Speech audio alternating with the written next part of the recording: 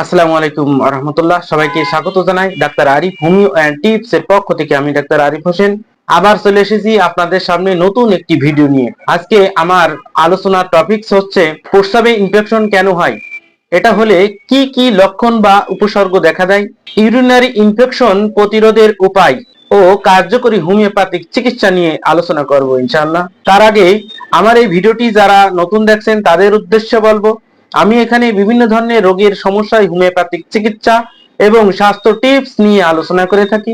আমার এই চ্যানেলটিকে অবশ্যই সাবস্ক্রাইব করুন এবং নতুন নতুন ভিডিওর আপডেট সবার আগে পেতে অবশ্যই বেল আইকনটি প্রেস করুন। মূত্রতন্ত্রের কোনো অংশে জীবাণু দ্বারা সংক্রমণ হলে সেটিকে ইউরিনারি ইনফেকশন বা প্রস্রাবের সংক্রমণ বলে। ডাক্তারি ভাষায় এটিকে ইউরিনারি ট্র্যাক্ট ইনফেকশন বা ইউটিআই বলে। মূত্রতন্ত্রের মধ্যে থাকে দুটি কিডনি, দুটি ইউরেটার, একটি মূত্রনালী ও একটি মূত্রথলি।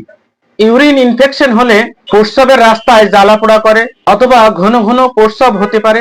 তাছাড়াও বিভিন্ন ধরনের লক্ষণাদি দেখা দিতে পারে। প্রস্রাবে ইনফেকশন বা ইউরিনারি ট্র্যাক্ট ইনফেকশন হলে যে যে লক্ষণ বা উপসর্গ দেখা দেয়: প্রস্রাব গাঢ় হলুদ বা লালচে ধরনের, প্রস্রাবে বাজে গন্ধ, তলপেটে বা পিঠে তীব্র ব্যথা, একটু পর পর প্রস্রাব লাগা কিন্তু ঠিক মতো ক্লিয়ার ভাবে প্রস্রাব হয় না, প্রস্রাব করার সময় জ্বালাপোড়া বা ব্যথা অনুভূত হওয়া, সারাক্ষণ জ্বর জ্বর ভাব বা কাঁপুনি দিয়ে জ্বর আসা বা ঘন ঘন জ্বর হওয়া, বমি বমি ভাব বা বমি হওয়া, প্রস্রাবের সঙ্গে রক্ত আসতে পারে, প্রস্রাবের ধারণ ক্ষমতা কম অর্থাৎ প্রস্রাবে দ্রুত যাওয়া লাগে, ঠেকাতে পারে না, বাচ্চাদের ক্ষেত্রে মেজাজ খিটখিটে এবং খাওয়া দাওয়া বন্ধ করে দিতে পারে। এখন জানাবো ইউরিনারি ইনফেকশন প্রতিরোধের উপায়। প্রস্রাব আটকে না রাখা, এটি অনেকেই করে থাকে, বিশেষ করে মহিলাদের ক্ষেত্রে এই সমস্যা বেশি দেখা দেয়। তারা দীর্ঘক্ষণ ধরে প্রস্রাব আটকে রাখেন, যা খুব বাজে একটা অভ্যাস। এর ফলে ইউরিন ইনফেকশন হয়। প্রস্রাব দীর্ঘক্ষণ ধরে আটকে রাখলে প্রস্রাবের থলিতে ইনফেকশন বা ব্যাকটেরিয়া জন্মাতে পারে। পরিমাণ মতো পানি পান করা, ইউরিনারি ইনফেকশনের প্রতিরোধের উপায়ের প্রধান কাজ পরিমাণ মতো পানি পান করা। এতে প্রস্রাবের সাথে জ্বালাপোড়া কমানোর সাথে সাথে ইউরিনারি ইনফেকশন দূর হবে। ভিটামিন সি সমৃদ্ধ খাবার খাওয়া, ইউরিনারি ইনফেকশনের প্রতিরোধ করতে হলে ভিটামিন সি যুক্ত খাবার গ্রহণ করতে হবে।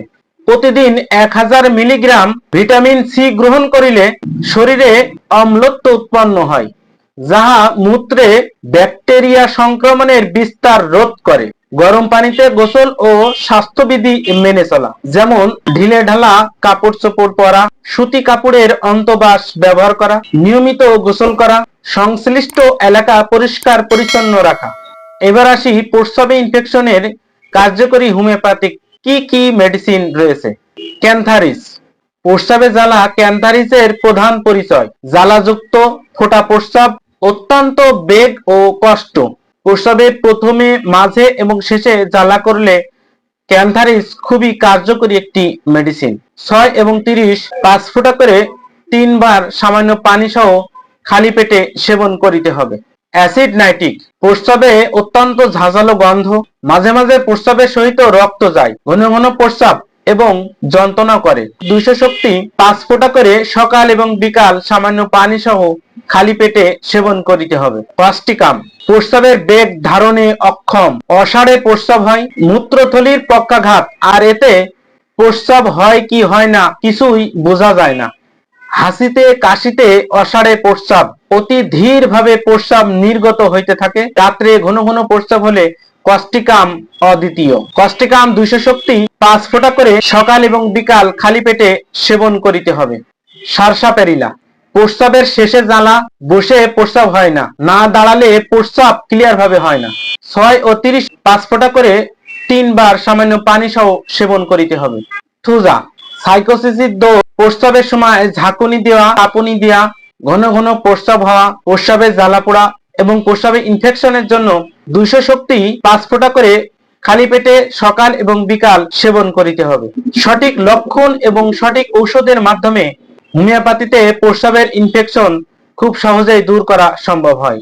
আমার এই ভিডিওটি যদি ভালো লেগে থাকে তবে অবশ্যই লাইক, কমেন্ট এবং শেয়ার দিতে ভুলবেন না, এতে আমার ভিডিও করতে আগ্রহ বাড়বে। আজ এ পর্যন্তই, সবাই ভালো থাকুন, হোমিওপ্যাথিক চিকিৎসা নিন, সুস্থ থাকুন।